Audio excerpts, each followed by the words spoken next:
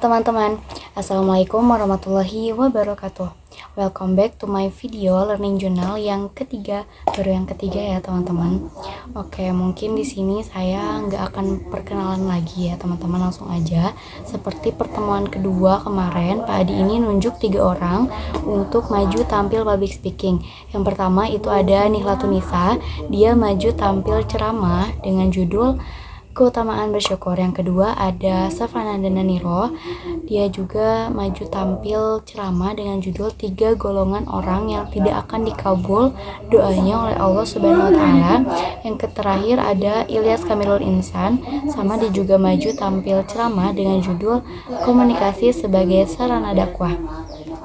Nah, setelah selesai ketiganya tampil public speaking, selanjutnya ada sesi diskusi materi yang dipresentasikan oleh kelompok 1 dengan judul PPT dari pemula menjadi pembicara hebat. Inilah pengantar dasar-dasar dan manfaat public speaking.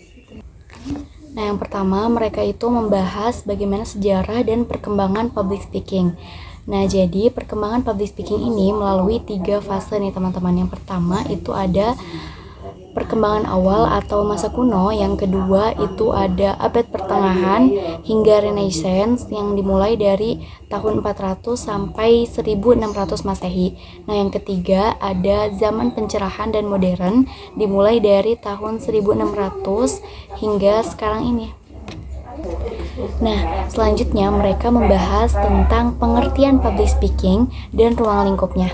Public speaking adalah seni atau keterampilan berbicara di depan umum untuk menyampaikan pesan, ide, atau informasi secara efektif dan persuasif.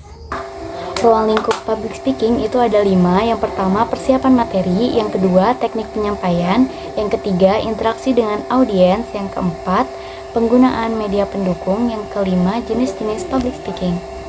Nah, selanjutnya mereka ini membahas tentang apa saja tujuan-tujuan public speaking. Nah, tujuan public speaking ini ada banyak ya teman-teman. Di antaranya ada menyampaikan informasi, memberikan pengaruh, memberi motivasi, memberi petunjuk, menghibur audiens, membangun citra atau brand, mengajukan pertanyaan dan menjawab pertanyaan. Nah, setelah tujuan-tujuan public speaking itu selanjutnya mereka membahas tentang bagaimana sih cara meningkatkan skill public speaking supaya bisa lebih baik lagi. Nah, kurang lebih caranya itu ada 6 ya teman-teman. Yang pertama itu dengan cara latihan secara rutin. Lalu bagaimana cara latihan secara rutinnya kayak gitu. Nah, kita bisa lakuin latihan di depan cermin, di depan teman dekat kita, di depan keluarga atau siapapun itu untuk melatih mental kita dan rasa kepercayaan diri kita sebelum kita tampil di depan banyak orang nih teman-teman kayak gitu. Nah, cara yang kedua adalah persiapkan dengan baik. Persiapkan apa?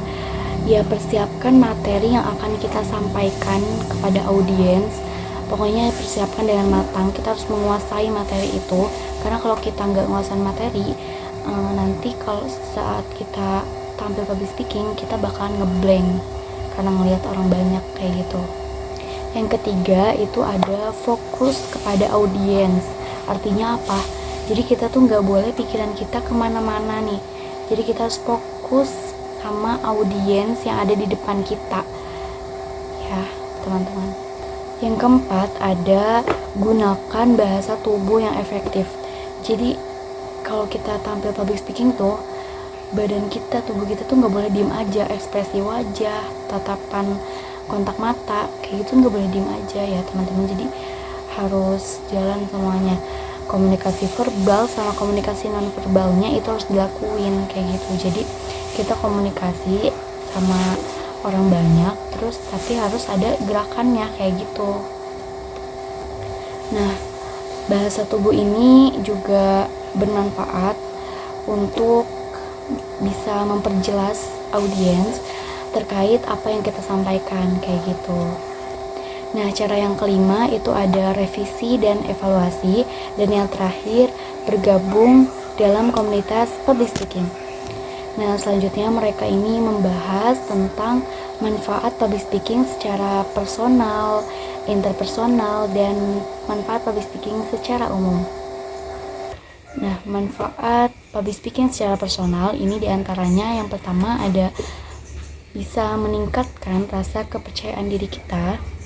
Yang kedua, bisa membangun modal dan bisnis. Yang ketiga, menumbuhkan keterampilan kepemimpinan dan lain-lain yang berkaitan dengan diri kita.